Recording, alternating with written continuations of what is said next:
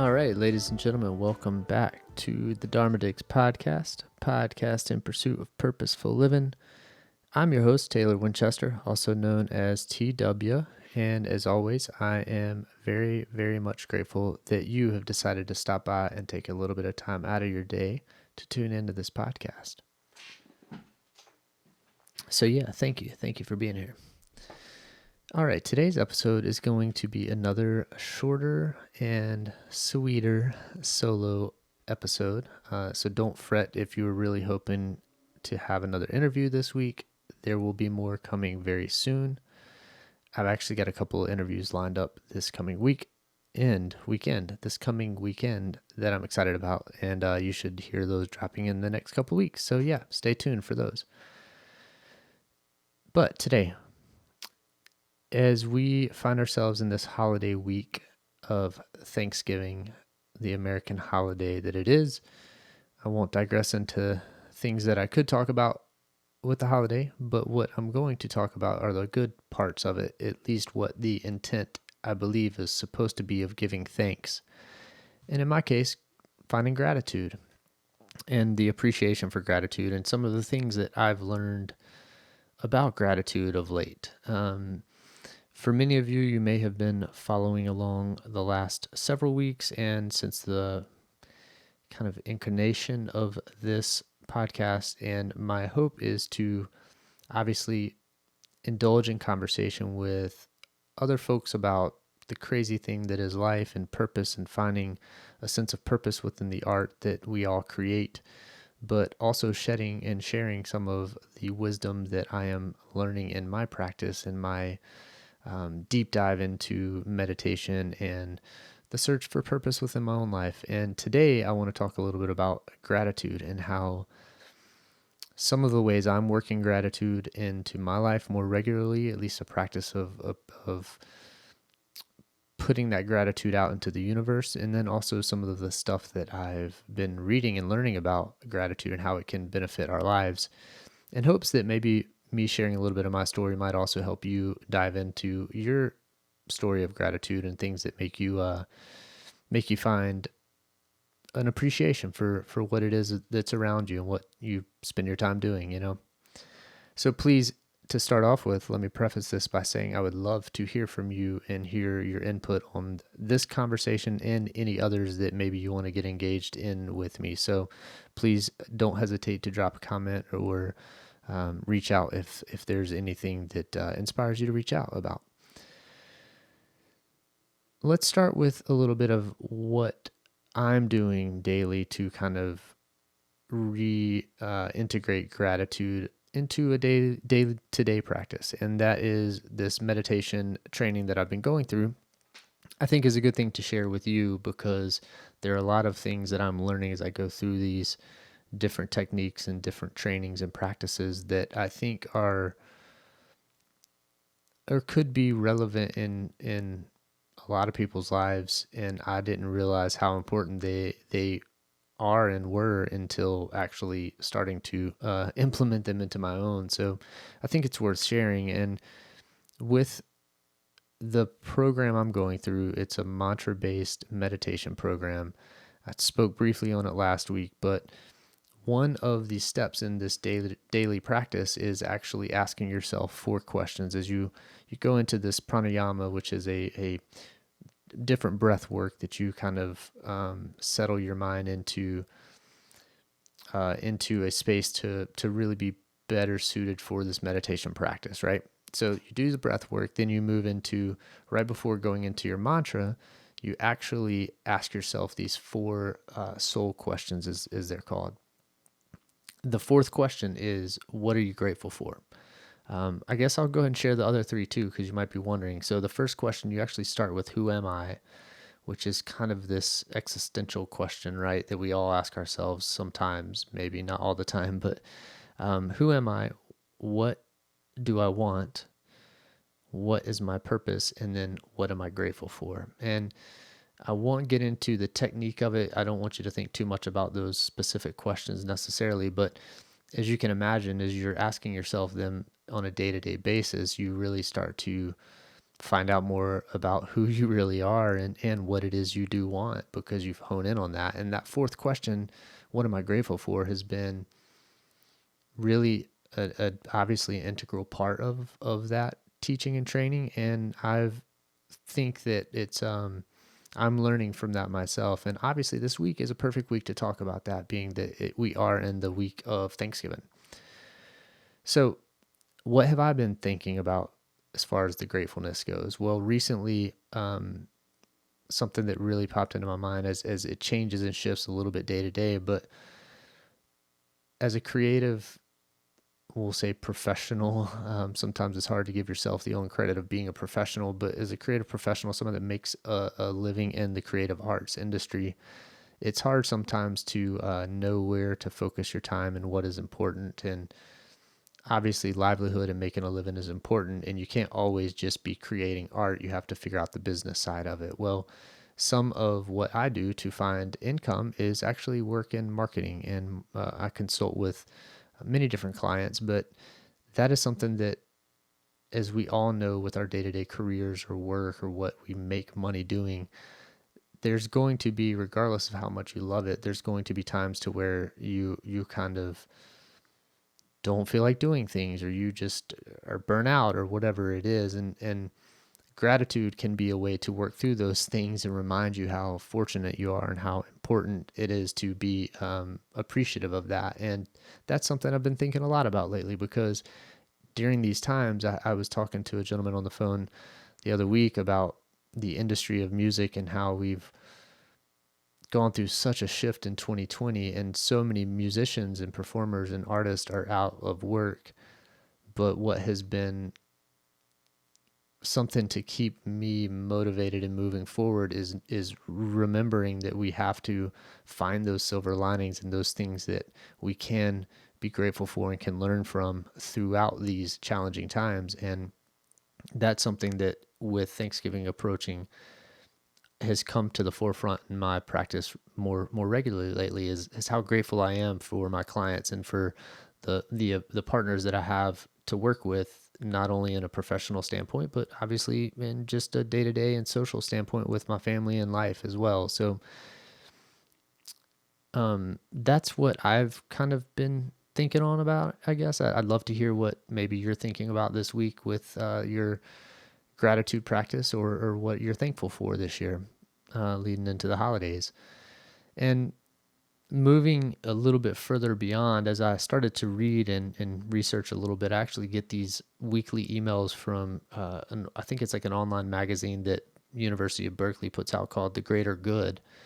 And they have quite a bit of resources around just mental health, happiness, self-development, or self-improvement. And so I dabble in those, and there's been quite a few that actually are relative to gratitude, and really what the benefits of a consistent gratitude practice are, and how they can and really not only impact and improve what they reference as like the normal person, or the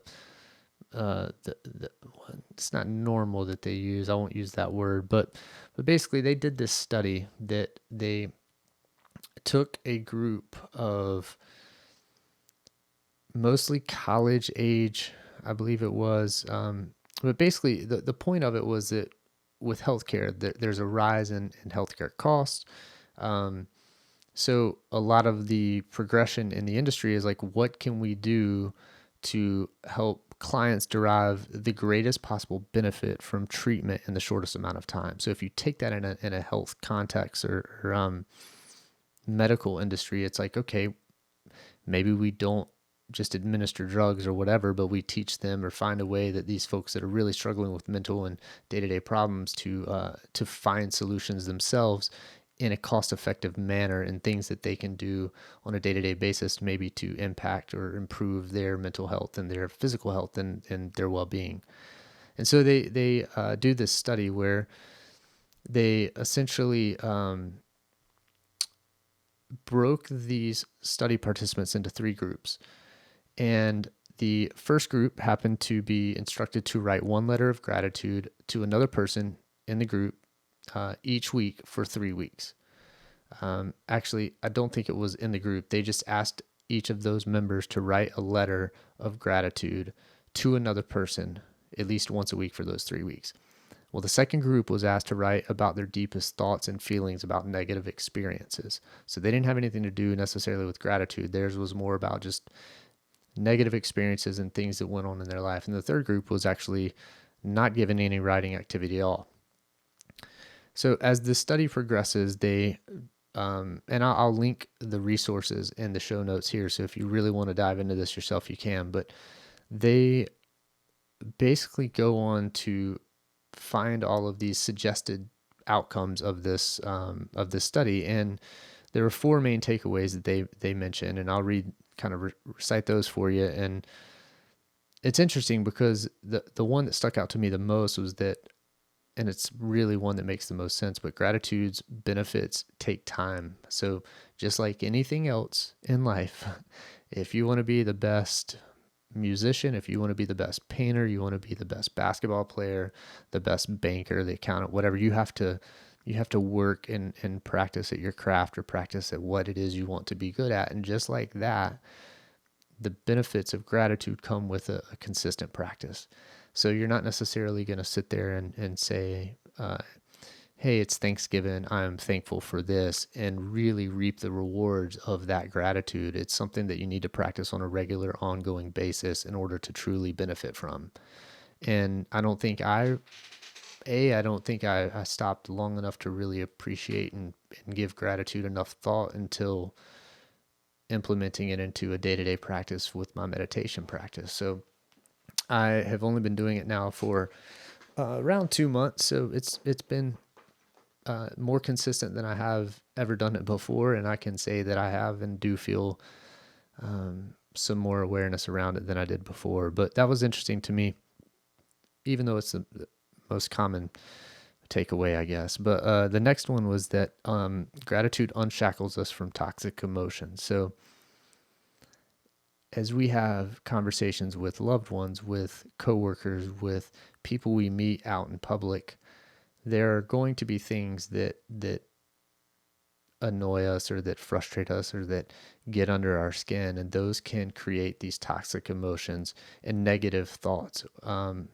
So what they noticed were the folks not necessarily with more positive words, or that basically used more positive words within these different components of the study, but it's the ones that use the less negative words. So the more you can keep negative thoughts and negative words out of your mind and vocabulary, maybe the better mental health you have. That's a presumed takeaway, maybe. What they mentioned is that the study suggests that gratitude letter writing produces better mental health by shifting one's attention away from toxic emotions, such as resentment and envy and those things we just talked about. But when you write about how grateful you are to others and how much other people have blessed your life, it might become considerably harder for you to ruminate on your negative experiences. So if you project and put out into the world your gratitude, whether it be for your family members, your coworkers, your experiences, the people that you end up interacting with, you're more likely to not have these negative emotions around things that otherwise maybe used to create frustration for you. So that was a good one. So that was number 2, which was gratitude unshackles us from toxic emotions. So a natural segue on that is that the next one was that you don't have to share it to get the benefit of gratitude. So gratitude helps even if you don't share it. So these participants that they recommended write those letters, they didn't make them necessarily give these letters to the other people. That was something they could decide to do as a participant after they wrote them. They just encouraged to actually the act and process of writing out a letter of gratitude can create its own benefits. But I would argue if you do share that with those other folks that maybe you're writing it to or in relation to, I think there's an argument that could be made to that would also benefit and put even more gratitude out there into the world, letting other people know it. And I had a moment of that myself this week, which I thought was relevant. And I actually, it just happened by coincidence that I came across this article after this. But when you have this really, you kind of come into this awareness and this full appreciation for the gratefulness of that moment. In my particular case, this is talking about one of my clients that I work with. This is a particularly hard week for, not hard, but a busy week for us, and really specifically for my client, which is the Bristol Rhythm and Roots Reunion Festival and the Birthplace of Country Music. I work with them to help on some of the marketing efforts, and with their 2021 festival is actually going on sale this Friday. So we've already announced, I think 13 or 14 artists. It's a really cool festival. If you're not familiar, Bristol Rhythm and Roots Reunion. It's bristolrhythm2021.com. Tickets are on sale Friday. The headliners that have been announced are Jason Isbell, Blackberry Smoke, Yola, Tanya Tucker, Illiterate Light, Hayes Carl.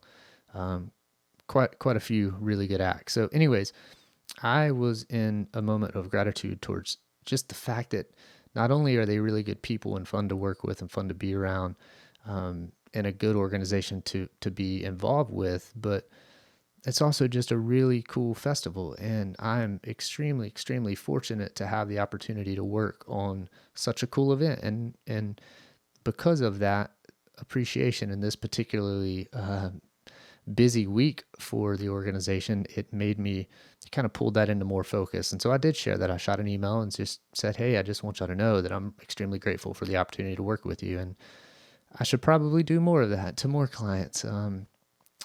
But so that is sharing how it's kind of working in my life. So moving on to the next component of takeaways from the Greater Good article is that gratitude has lasting effects on the brain. There's a lot of ways that I guess we could dive into that, but essentially what their research suggests is that ongoing gratitude practice, so consistent, ongoing, it doesn't have to be writing letters, but acknowledging and putting out your awareness for gratitude can literally have lasting effects on not only the brain, but on your physical nature and well-being as well. And there were a couple of different articles that the Greater Good has, but one of them actually talks about why should you practice it? It goes into what is gratitude, how do you cultivate it, but also why should you practice it? And as we just talked about, sorry, I had to get a little sip of wine there. As we just talked about, it can bring about a lot of different shifts in perspective through your happiness and optimism, joy that comes from the gratitude practice and the things that we just mentioned can have lasting effects on you really mentally and your brain. And just like meditation, just like some of these other self-care practices that we talk about, helps reduce anxiety and depression. It can be good for our bodies. It can help you sleep better. It has been known to make us feel more resilient and helping overcome certain traumatic experiences in our lives.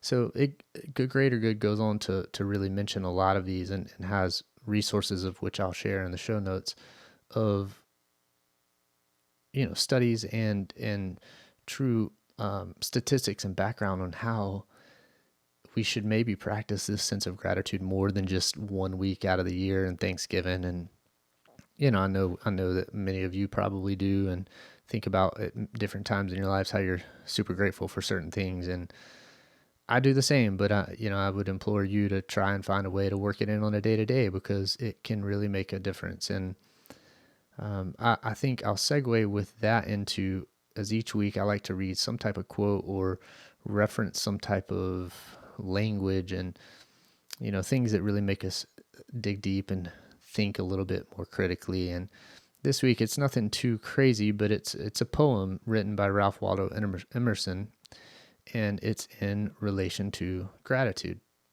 And I think it's called A Poem of Gratitude. I forget, I did not actually, should have jotted the title down. But anyways, it goes a little like this. This is Ralph Waldo Emerson. For each new morning with its light, for rest and shelter of the night, for health and food, for love and friends, for everything thy goodness sends. I thought that was a perfect poem for this week, Thanksgiving, celebrating with our family.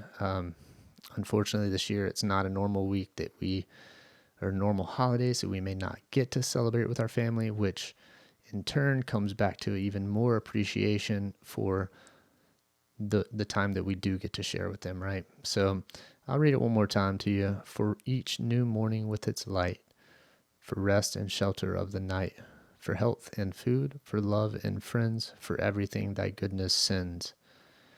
So each new morning with its light, obviously we should always be grateful for another day that we wake up, open our eyes, and step out of bed. For rest and shelter of the night, for if we didn't have shelter, there are too many out there right now without shelter and are homeless and are fighting for some shelter, and it's sad. So those of us that have it should be even more grateful for it than we may regularly be.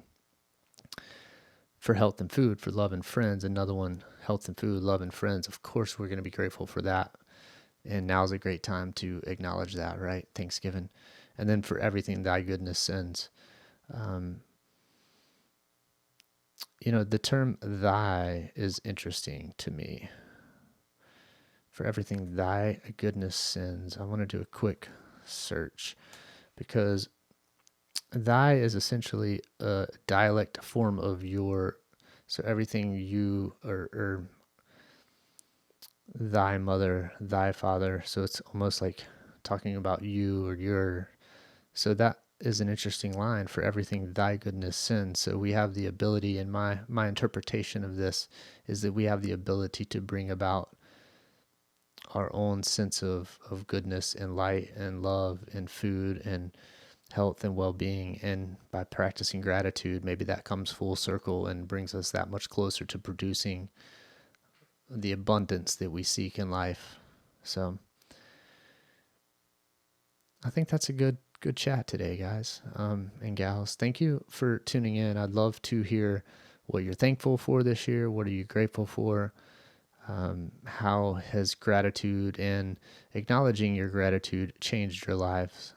Also, if there are any other conversations or topics you would like to be discussed on this show, please let me know. If you'd like to be a guest on this show or would like to get into a conversation with me, we can probably arrange that. So feel free to reach out and let's see what we can do. But I hope that you and your family and all of your friends have a wonderful holiday weekend. If you're celebrating or not, I just hope that it's a good time and safe and everyone stays healthy out there. So thank you as always for tuning into this. As always, I'm sending you out with love and light. Peace. TW out of here. Cheers, y'all. Namaste.